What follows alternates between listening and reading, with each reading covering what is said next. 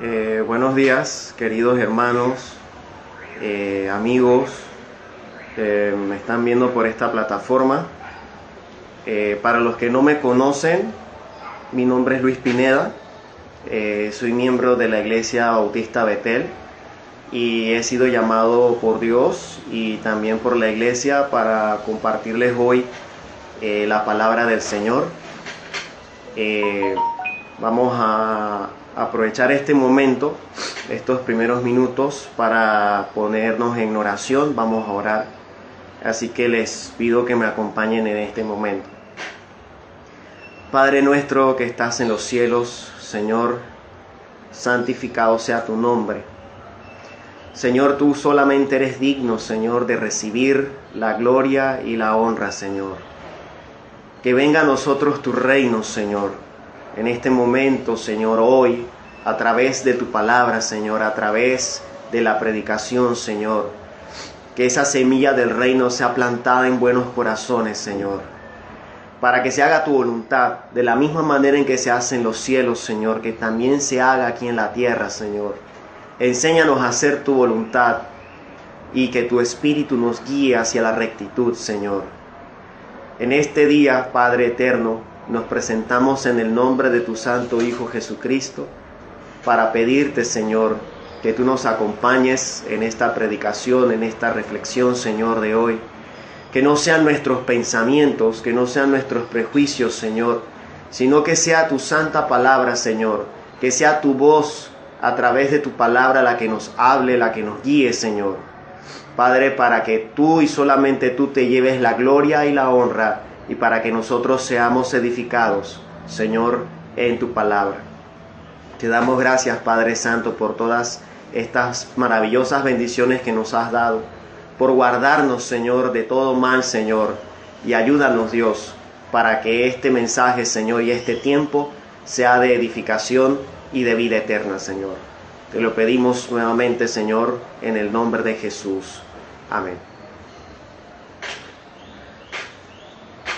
Queridos hermanos y amigos que me escuchan en este día, vamos a abrir nuestras Biblias en el libro de Génesis, capítulo 3, versículos del 6 al 8.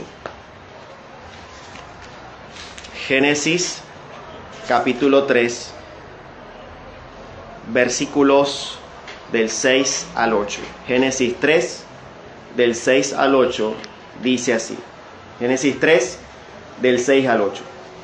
Y vio la mujer que el árbol era bueno para comer, y que era agradable a la vista, y árbol codiciable para alcanzar la sabiduría. Y tomó de su fruto y comió, y dio también a su marido, el cual comió así como ella. Entonces fueron abiertos los ojos de ambos, y conocieron que estaban desnudos.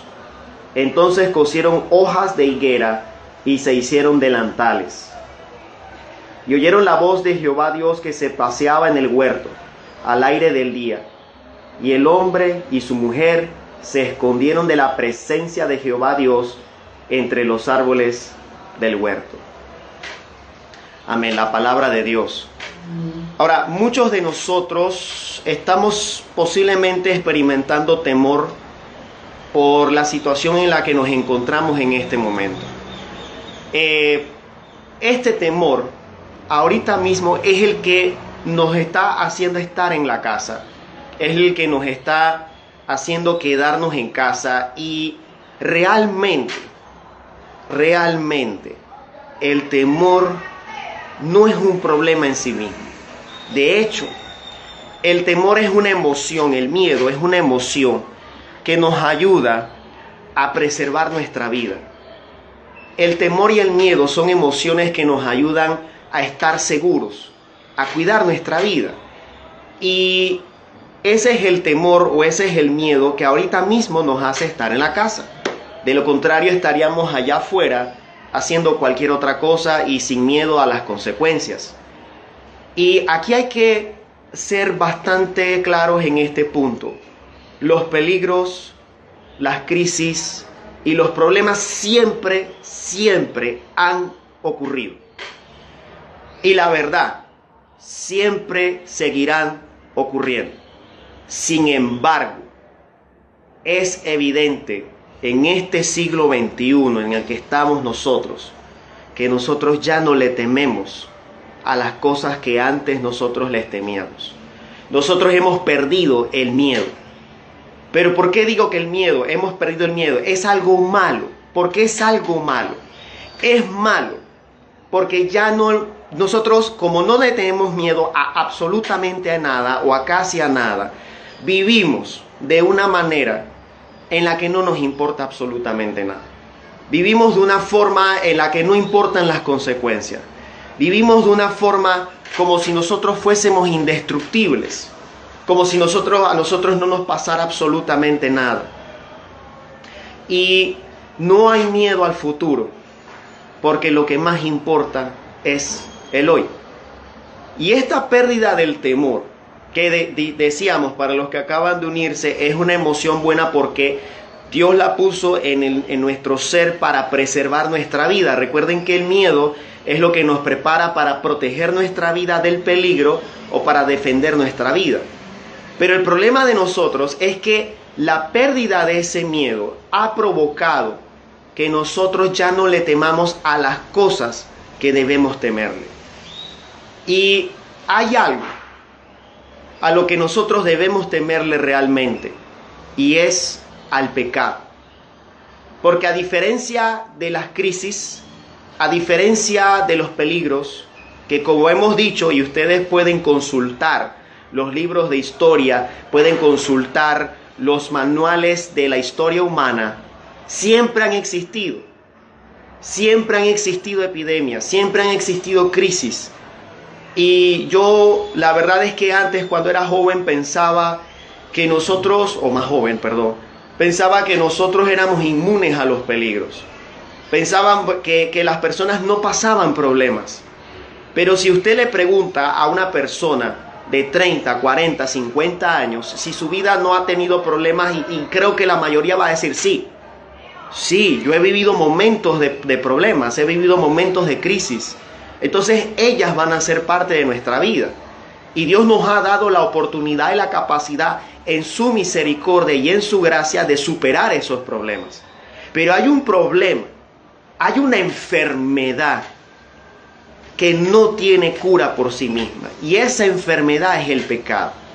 ¿Y por qué nosotros debemos tenerle miedo a esa enfermedad?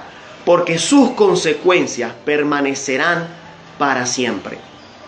Nosotros le tenemos miedo al COVID-19. Aunque seamos jóvenes, el COVID-19 nos puede afectar, sí, efectivamente. Pero el pecado nos puede afectar de manera eterna. Y en estos versículos de Génesis 3, del 6 al 8, nos están mostrando que cuando dejamos de tenerle miedo al pecado, entonces comenzamos a tomar decisiones que van en contra de la voluntad de Dios.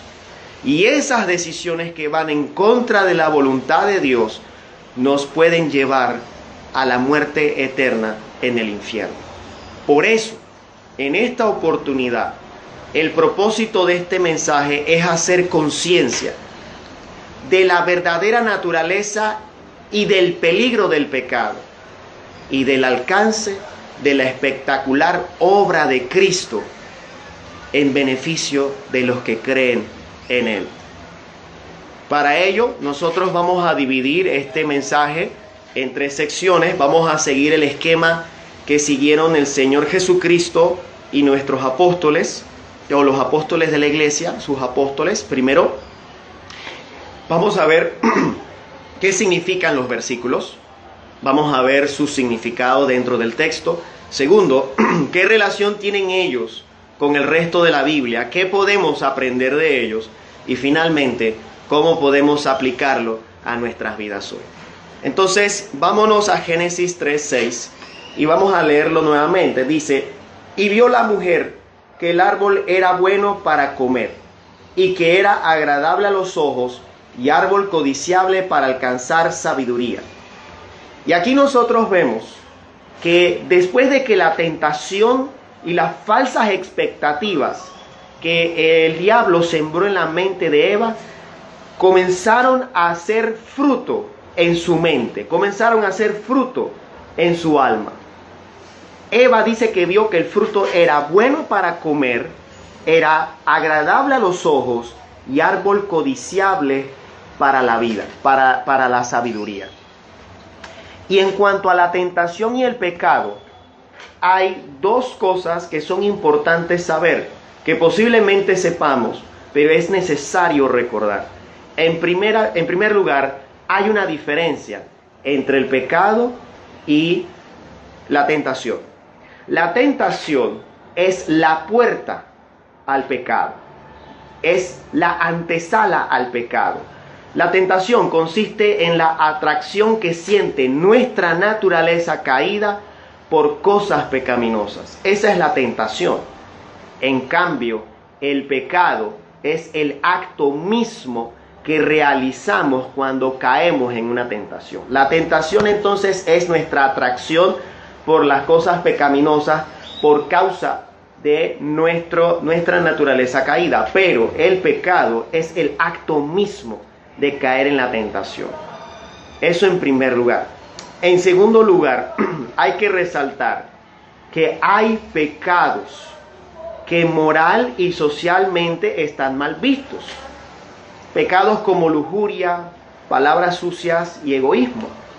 Y por lo tanto la mayoría de las personas estará de acuerdo con que no son buenos.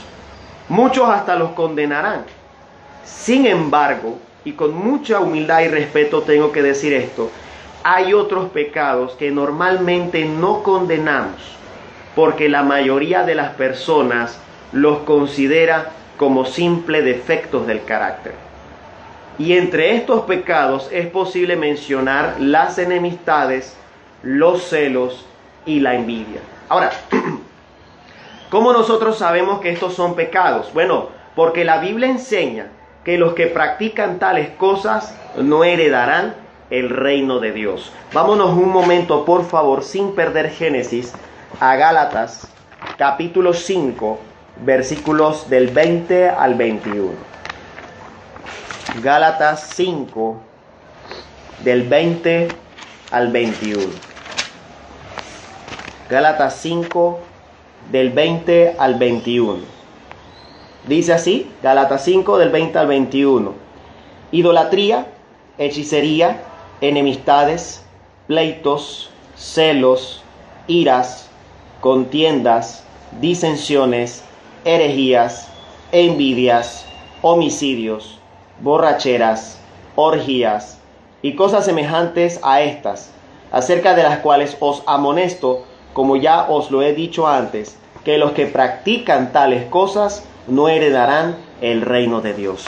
Entonces no es un asunto de moral simplemente, es un asunto de que muchas veces hay cosas que nosotros hacemos o pensamos que van en contra de la voluntad de Dios, que son pecados, y la Biblia es clara al decir que impedirían que nosotros entremos en el reino de los cielos. Por lo tanto, hay que reconocer que todos, absolutamente todos, y digo todos incluyéndome, somos tentados en estas áreas. Pero como se dijo anteriormente, no, la tentación no es el pecado, es más bien la antesala al pecado. Pero en el caso entonces de Eva, la tentación logró su efecto. Eva cayó en el pecado. Si seguimos leyendo Génesis 3:6, dice: y tomó de su fruto y comió, y dio también a su marido, el cual comió así como ella. Entonces la tentación logró su efecto. El pecado de Adán y Eva consistió en que ellos desobedecieron a Dios. ¿Por qué? Porque Dios les había mandado a no comer del fruto de la ciencia del bien ni del mal. ¿Cómo lo sabemos? Eso ahí mismo lo podemos encontrar en Génesis 2 del 16 al 17. Yo sé que muchos lo conocemos, yo sé que muchos estuvieron en aquella ocasión cuando el Señor me dio la oportunidad de predicar sobre esto, No obstante, vamos a leerlo porque puede haber una audiencia que no lo conozca. Dice Génesis 2, del 16 al 17. Y mandó Jehová Dios al hombre diciendo: de todo árbol del huerto podrás comer, mas del árbol de la ciencia del bien y del mal no comerás, porque el día que de él comieres, ciertamente morirás. Entonces, el Señor les había mandado a no comer del fruto del árbol de la ciencia del bien y del mal, y sin embargo, Eva pecó desobedeciendo a Dios. Ahora bien, esto es importante. No es que Eva o Adán y Eva tenían un defecto en la construcción, no tenían un defecto de fábrica. Esto es importante decirlo porque muchas personas, sobre todo los que no creen, dicen que ese es el problema con el diseño de Adán y Eva. No, la Biblia nos enseña que en su libre albedrío, es decir, en su capacidad para decidir entre lo bueno y lo malo, Adán y Eva decidieron desobedecer a Dios. Decidieron comer del fruto de la ciencia del bien y del mal. ¿Cómo nosotros lo sabemos? Bueno, vayámonos un momento al libro de Eclesiastés, o los que están anotando, anoten el versículo Eclesiastés 7:29. Es un versículo muy revelador y es un versículo que hemos mencionado anteriormente. Pero Eclesiastés 7:29 dice: he aquí, solamente esto he hallado, que Dios hizo al hombre recto, es decir, correcto, pero ellos buscaron muchas perversiones. Entonces, no hubo un defecto de fábrica, sino que el hombre, en su libre albedrío, en su capacidad de decidir entre lo bueno y lo malo, decidió desobedecer a Dios. Y esto trae una consecuencia bastante grave. Nuestro Señor Jesucristo nos enseña que como consecuencia del pecado, el ser humano perdió esa capacidad, ya que ahora se ha convertido en un esclavo del pecado. ¿Y qué es un esclavo? Un esclavo es una persona que no tiene posibilidad de decidir por sí mismo absolutamente nada, sino que solo puede hacer lo que su amo dice que ella haga. ¿Cómo nosotros lo sabemos? Vayámonos un momento al Evangelio de Juan, sin perder Génesis. Los que están anotando, Juan 8:34. En Juan 8:34 se nos dice esto. Es nuestro Señor Jesucristo hablando, no soy yo. Juan 8:34 dice: Jesús les respondió: de cierto os digo, que todo aquel que hace pecado, esclavo es del pecado. Y esa es la razón por la que el ser humano hoy, pensemos en hoy, se deleita, tiene placer en acciones y prácticas pecaminosas, y por ende es imposible para él obedecer perfectamente la ley de Dios. No podemos obedecer la ley de Dios perfectamente por causa del pecado en nuestra vida, por causa de que hemos recibido esa condenación, por causa de esta enfermedad mortal que se llama pecado.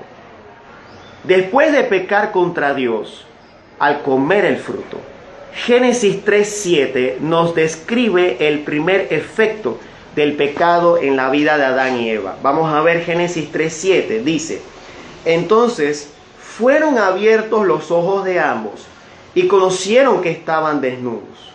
Entonces cosieron hojas de higuera y se hicieron delantales. Y el primer efecto del pecado en la vida de Adán y Eva fue la pérdida de su inocencia. Dice la palabra que se dieron cuenta de que estaban desnudos. Ahora, este asunto no debe ser tomado como un relajo. No debe ser tomado como una broma, como a veces ocurre, ¿no? Que se usa la inocencia como un asunto de relajo. ¿Por qué? Porque cuando no hay inocencia, estimada audiencia, lo que ocupa el espacio vacío es la malicia. Cuando no hay inocencia, la malicia ocupa el espacio vacío dejado por la inocencia. Un ejemplo de esto lo encontramos más adelante en Génesis 4, cuando Caín, en su malicia, mató a Abel, convirtiéndose en el primer asesino de la historia humana. Entonces, este asunto de la inocencia no debe ser tomado como un relajo, como una broma, porque cuando hablamos de que no hay inocencia, hay malicia en el corazón. Cuando hablamos de la mente y del corazón, estamos hablando de todo el ser, toda la personalidad, lo que yo soy. Y la otra consecuencia de esto es que al percatarse de su vergüenza, Adán y Eva intentaron arreglar las cosas a su manera. Dice que se hicieron unos delantales de hojas de higuera. Ese fue el intento de ellos por ocultar lo que habían hecho, por tratar de arreglar el problema que ellos habían tenido, lo que ellos habían hecho, el pecado que habían cometido. Sin embargo, la Biblia nos dice que eso no les sirvió de absolutamente nada, porque Génesis 3:8 claramente dice: y oyeron la voz de Jehová Dios que se paseaba en el huerto al aire del día.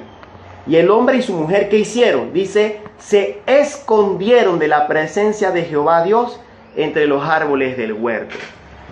Y esto es importante, no les sirvió de nada coserse esas hojas, porque al final, cuando Dios se acercó, entonces corrieron a esconderse, porque no les sirvió de absolutamente nada ese vestido que ellos se habían hecho.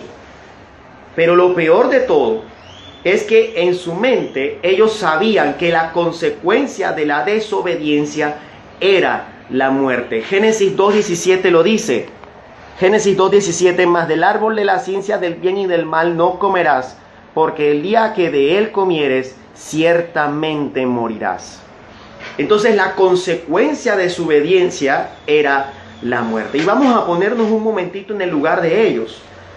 Nosotros, como decíamos al principio, tenemos miedo o temor por este tiempo debido a la pandemia del virus COVID-19. Tenemos temor a enfermar, tenemos temor incluso muchos a morir. Tenemos miedo de perder nuestro trabajo, tenemos miedo de perder nuestra fuente de ingresos.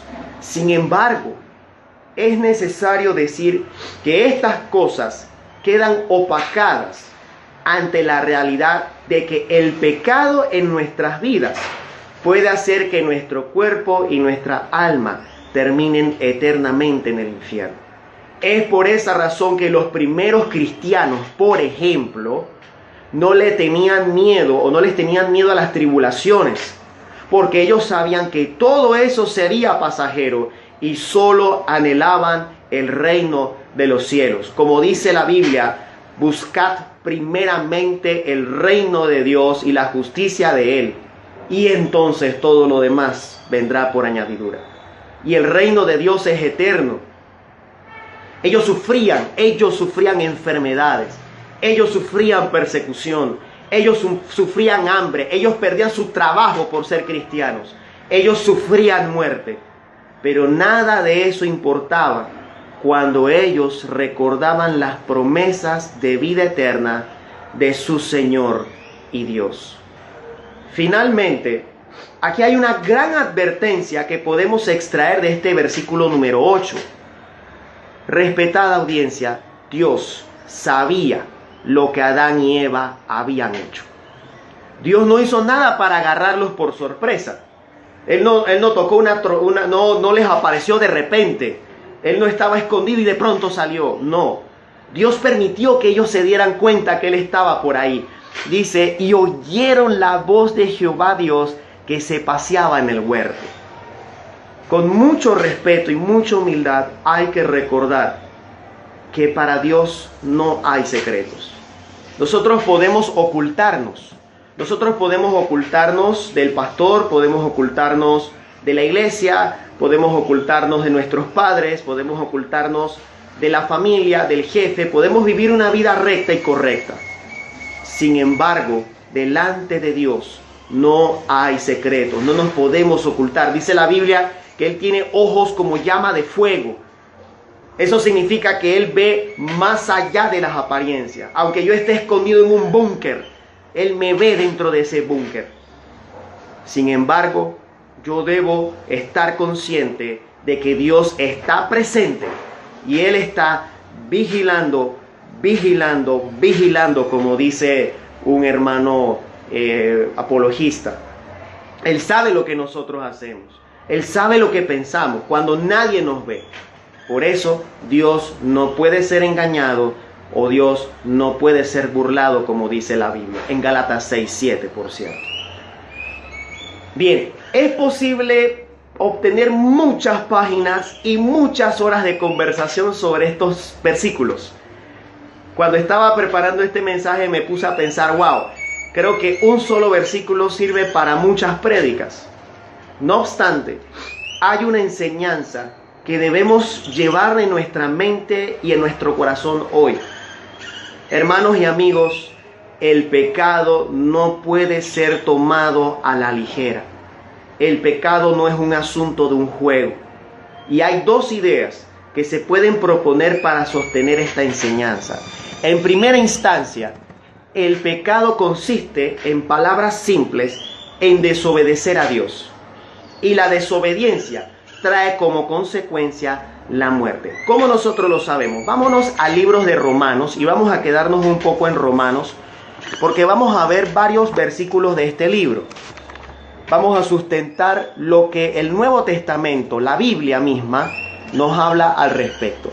Romanos 6:23, un versículo que creo que la mayoría de nosotros conocemos, pero está bien. Romanos 6:23. Romanos 6:23 dice así: porque la paga del pecado es muerte, mas la dádiva, es decir, el regalo de Dios es vida eterna en Cristo Jesús, Señor nuestro. Entonces, las consecuencias de la desobediencia es la muerte. La muerte, entonces, es el resultado del juicio de Dios, porque el pecado, respetada audiencia, nos constituye en enemigos de Dios. ¿Cómo lo sabemos? Ahí mismo en el libro de Romanos, capítulo 8, versículos del 6 al 7. Otros versículos que posiblemente nosotros conozcamos ya. Romanos 8, versículos del 6 al 7 dicen esto: porque el ocuparse de la carne es muerte, lo dice la palabra. Porque el ocuparse de la carne es muerte, pero el ocuparse del espíritu es vida. ¿Y es qué? Paz. Algo que necesitamos en este momento, ¿verdad? El ocuparse de la carne es muerte, pero el ocuparse del espíritu es vida y es paz. ¿Por qué? Por cuanto los designios de la carne o los deseos de la carne son, ¿qué cosa? Enemistad contra Dios. ¿Por qué? Porque no se sujetan a la ley de Dios ni tampoco pueden. Entonces el pecado nos hace enemigos de Dios. Por eso Adán y Eva huyeron para esconderse cuando escucharon a Dios. Ellos sabían que habían desobedecido a Dios y que eran lamentablemente merecedores de la ira santa y justa de Dios. Ahora, en segunda instancia, la Biblia nos enseña que el hombre pecador está separado de Dios. Génesis 3:8 muestra cómo en vez de correr hacia Dios, Adán y Eva corrieron lejos de Dios. Ellos se alejaron de Dios. Ellos corrieron lejos de Dios. ¿Por qué? Por causa de su pecado. Y aquí hay que aclarar que esto no es un punto solo del Antiguo Testamento, como dicen algunos.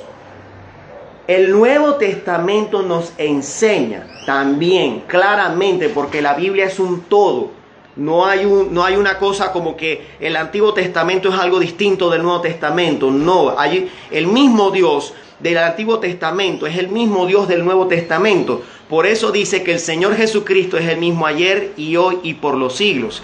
Y el Nuevo Testamento nos afirma también que el hombre está separado de Dios por causa de su pecado.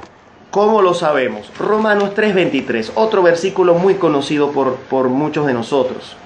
Romanos 3:23 dice: por cuanto todos, no dice algunos, dice todos, por cuanto todos pecaron y están destituidos de la gloria de Dios. Esto es un asunto, esta destitución es un asunto que se puede notar ya en los últimos versículos del capítulo 3 de Génesis. Dios mediante, en una próxima oportunidad, pues se tratará más sobre este asunto de la destitución.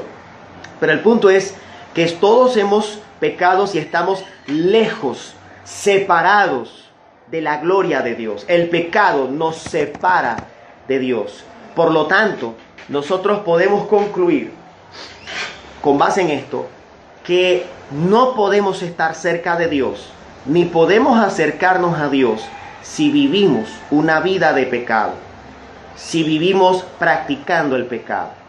Por ejemplo, si yo decido vivir mi vida haciendo mi voluntad y no la voluntad de Dios, estoy viviendo en rebeldía contra el Creador. Otro ejemplo consiste en amar cosas y a otras personas más que a Dios, pues estoy violando el primer gran mandamiento. ¿Cuál es ese? Amarás a Dios. ¿Con qué cosa?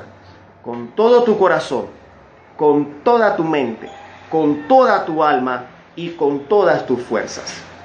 Como dicen también, amarás al Señor tu Dios sobre todas las cosas. O sea que si yo pongo cualquier cosa por encima de Dios, si me pongo a mí mismo por encima de Dios, entonces estoy desobedeciendo el primer gran mandamiento.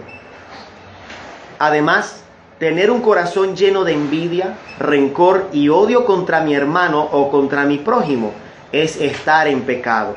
Pues el Señor Jesucristo, no yo, el Señor Jesucristo nos enseña que hasta por simplemente insultarlo podemos parar en el infierno. ¿Ok? ¿Cómo lo sabemos? Bueno, Mateo 5, del 21 al 22, en el Sermón del Monte, un sermón que muchos de nosotros decimos que es un modelo para la predicación, lo dice claramente. Mateo 5, 21, voy a leer el 22. Pero yo os digo, dice el Señor, que cualquiera que se enoje contra su hermano será culpable de juicio, y cualquiera que diga necio a su hermano será culpable ante el concilio, y cualquiera que le diga fatuo quedará expuesto al infierno de fuego. Entonces, si yo insulto a mi hermano, si yo lo insulto, si yo lo trato de, no lo quiero decir, entonces dice el Señor Jesucristo que yo soy merecedor del infierno de fuego. Y Dios es santo y no tiene comunión con el pecado. Por eso dice, sin santidad nadie verá al Señor. Ahora, antes de pasar a la parte de la conclusión, antes de pasar a la parte de la aplicación, puede que alguien en este momento esté luchando con un pensamiento de que cómo un Dios tan bueno, tan lleno de amor, puede ser capaz de enviar a sus criaturas al infierno. Bueno, ya es algo que nosotros hemos tratado en exposiciones anteriores, gracias a Dios, pero en este caso quiero citar a un autor, un teólogo muy importante, que lo puede explicar un poco mejor de lo que yo lo puedo hacer. Y él dice, R.B. Kuiper se llama él, sacar en conclusión, como lo hacen algunos, que él no puede de ninguna manera posible condenar a ninguna de sus criaturas a un eterno sufrimiento en el infierno, es no solo contradecir al Hijo de Dios, que es el amor encarnado, sino también ignorar la verdad obvia, que precisamente como el amor de Dios es infinito, todos aquellos que fallan en compensar ese amor son merecedores del más bajo infierno. Como el amor de Dios es infinito, es un pecado de infinitas proporciones rechazar ese amor. En otras palabras, pecar contra Dios es pecar contra un ser infinitamente santo. Pero hay buenas noticias. No todo está perdido. Porque la única medicina, respetada audiencia, que nos puede curar de nuestro pecado, de la enfermedad mortal e incurable que se llama pecado, es la sangre que Cristo, el Hijo de Dios, derramó en la cruz del Calvario. por amor ¿a quiénes? A todos los que creen en su nombre. Como leímos, Génesis 2:17 establece que el hombre debe morir. Y por causa de su desobediencia, y Adán y Eva intentaron arreglar el asunto al fabricarse unos vestidos. Sin embargo, vimos que esos vestidos no les sirvieron en lo absoluto, porque cuando escucharon la voz de Dios, corrieron a esconderse de Dios. Esto nos tiene que hacer entender que nada de lo que hagamos hoy, por más bueno que sea, es suficiente para satisfacer la justicia perfecta de Dios. Y esa es la razón, hermanos y amigos, por la que Cristo murió en la cruz. Él murió para pagar la deuda que ustedes y yo no podíamos pagar. Él murió por eso. Nosotros no nos podemos hacer inocentes a nosotros mismos, aunque lo querramos hacer. Solamente Él lo puede hacer.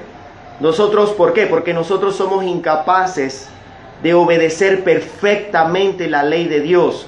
Y cualquiera que usted se encuentre en la calle y le diga esto, va a decir, sí, estoy de acuerdo.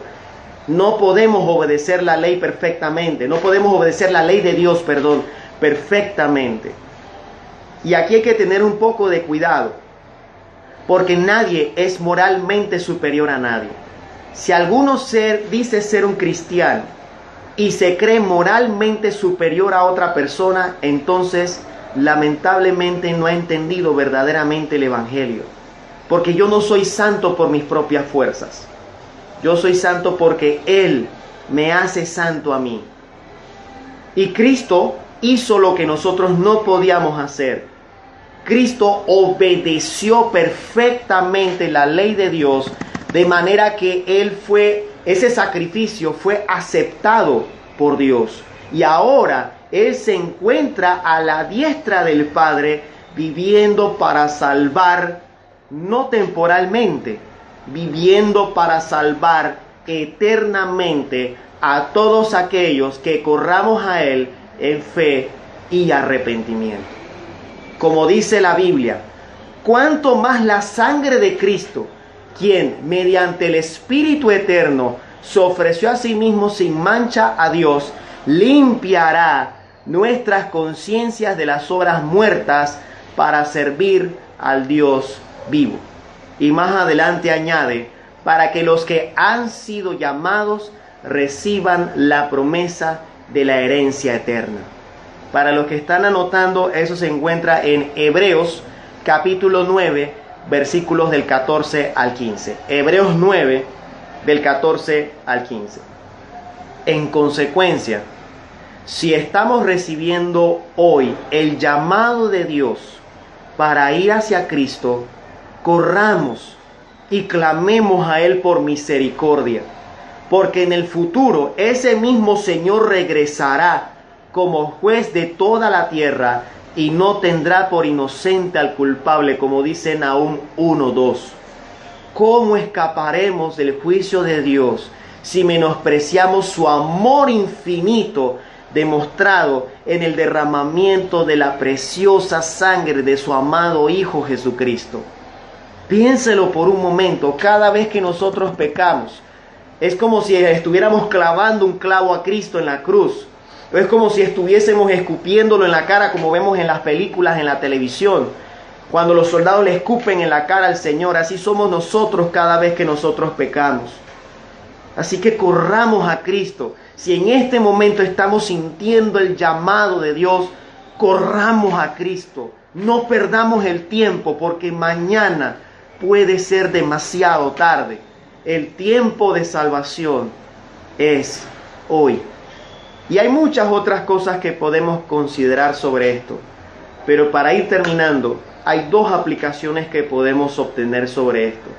Primero, hay un teólogo puritano, John Owen, que decía esto: si no matas el pecado te matará a ti. Si no matas el pecado te matará a ti.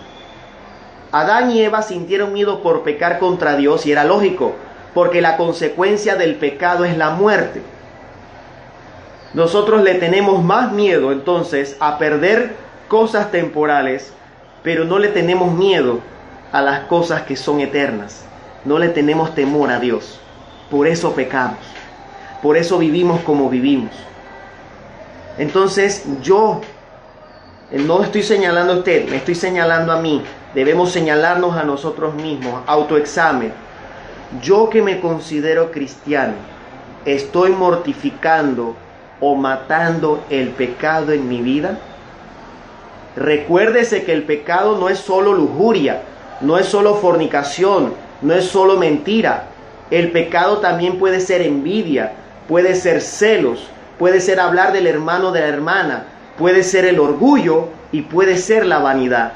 El orgullo, hacer las cosas como yo quiera, a la manera que yo quiera, cuando yo quiera. La vanidad, hacer las cosas para que todo el mundo me vea. Vanidad, hacer las cosas para que todo el mundo me diga lo bueno y genial que yo soy. El orgullo y la vanidad, hermanos y amigos, son pecados como vimos anteriormente. En segundo lugar, aquí hay que aclarar que no se está hablando de algo como que se pierda la salvación, porque la Biblia es clara al enseñar que Cristo nos mantendrá a salvo hasta el final. Por ejemplo, en el Evangelio de Juan el Señor dice: y mis ovejas oyen mi voz y me siguen, y yo les doy vida eterna, y nadie las arrebatará de mi mano. Nadie las arrebatará de la mano de mi Padre.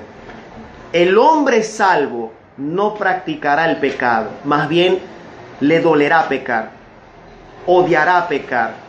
Y poco a poco, y este es el asunto que para mí es lo más impresionante de todo esto, poco a poco, milagrosamente, sobrenaturalmente, Dios, por medio de su Espíritu Santo, irá transformando su corazón para vivir una vida cada vez más santa delante de Él.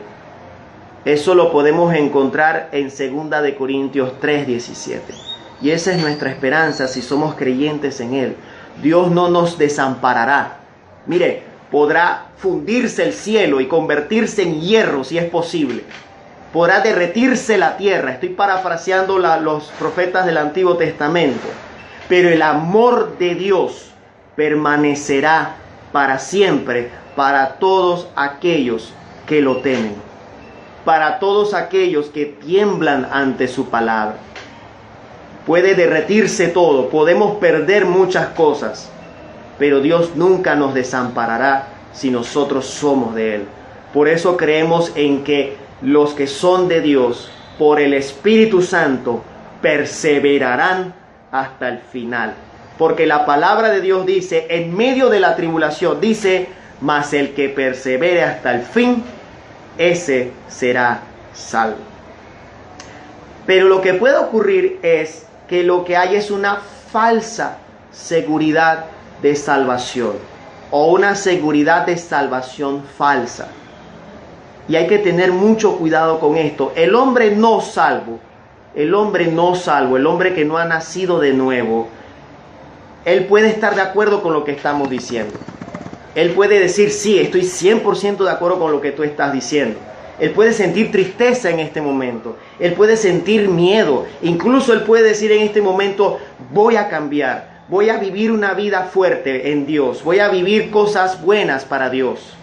Sin embargo, esas emociones morirán y volverá a hacer lo mismo de siempre. Volverá a hundirse en su vida pecaminosa, aunque logre mantener una apariencia de piedad o santidad. En otras palabras, vivirá una doble vida y su religión no le funcionará. Recordemos que Adán y Eva se cosieron unos delantales para cubrir su pecado, para cubrir su vergüenza. Pero al final esos delantales no le funcionaron delante de la presencia de Dios. Yo quiero finalizar entonces con estas palabras. El pecado es muy peligroso porque todos somos enemigos de Dios por causa del pecado. Por eso, nuestra única esperanza de ser salvos de la santa ira de Dios está única y exclusivamente ¿en dónde? en el Señor Jesucristo, ya que por medio de su obra perfecta, los que creemos en Él somos reconciliados con Dios. Y yo quiero compartir un par de versículos sobre este punto, versículos que a mí en lo personal me animan mucho, y aún en los momentos más oscuros, en los momentos en que la tierra tiembla y en que mi propia alma desfallece, me han dado sustento por la que es la promesa de Dios. Romanos 8, del 38 al 39, voy a compartir este y otro pasaje, dice: por lo cual estoy seguro de que ni la muerte, ni la vida, ni ángeles, ni principados, ni potestades, ni lo presente, ni lo porvenir, ni lo alto, ni lo profundo, ni ninguna otra cosa creada nos podrá separar del amor de Dios que está en Cristo Jesús, Señor nuestro. Hermanos y amigos, esta es la promesa para todos los que creamos en Él, en fe y arrepentimiento. No puede haber fe si no hay arrepentimiento. No puede haber arrepentimiento si no hay fe. Fe y arrepentimiento van de la mano. No podemos ser ni uno ni lo otro por separado. Tenemos que ser los dos al mismo tiempo. Romanos 38 al 39. Hermanos y hermanas, otro versículo que nosotros podemos compartir es Romanos 5:1. Romanos 5:1 dice: justificados pues por la fe, tenemos paz para con Dios por medio de nuestro Señor Jesucristo. Mire, el cristiano se puede estar cayendo el mundo, pero él siempre va a estar en paz. Porque él sabe, como dice la Biblia, que todas las cosas materiales pasarán. Sin embargo, Dios permanece para siempre. Y dice que Él sostendrá con su mano derecha a todo aquel que confíe en Él. Entonces no importa si tenemos mucho tiempo de estar yendo a la iglesia o nunca habíamos pensado en esto antes. Hermanos y amigos, clamemos a Cristo hoy por salvación y vida eterna y arrepintámonos de nuestros pecados. Solo Cristo salva. Y finalmente recordemos Maranata. ¿Qué quiere decir en arameo? Cristo viene pronto. Que todo esto sea para la gloria de nuestro Señor y Dios. Vamos a orar para finalizar. Padre que estás en lo más alto, tú tienes el control de todas las cosas. Señor, ojalá que este mensaje haya caído en buena tierra, Señor. Convierte nuestro corazón en buena tierra, Señor, para que la semilla del reino, que es tu palabra, dé fruto al 30, al 60 y al 100%, Señor.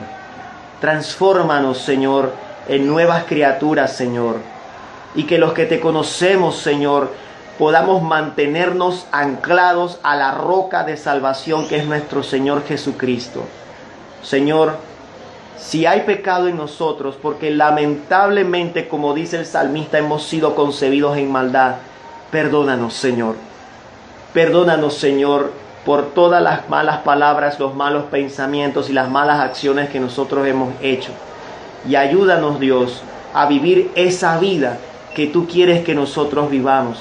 Pon en nosotros tanto el querer como el hacer por tu buena voluntad, Señor. Y si hay alguien que todavía, Señor, no ha venido a ti, despierta su alma, Dios. Abre sus ojos, Señor, que tu Espíritu Santo le haga ver, Señor, la verdadera condición de su vida y que pueda correr hacia el Señor Jesucristo para que pueda recibir perdón, paz y vida eterna. Te damos gracias, Señor, en el nombre de Jesús. Amén. Hermanos y amigos, si hay preguntas, con mucho gusto pueden escribirle al chat de la iglesia. Estamos a la orden porque esto es para más, pero el tiempo es muy corto. Estamos abiertos a consultas, cualquier consulta que ustedes tengan sobre el tema, sobre temas similares, pueden hacerlas. Con mucho gusto estamos para apoyarnos entre todos nosotros. Que Dios los bendiga y que Dios los guarde y ojalá Dios nos permita muy pronto regresar a congregarnos en persona. Que Dios los bendiga. Muchas gracias.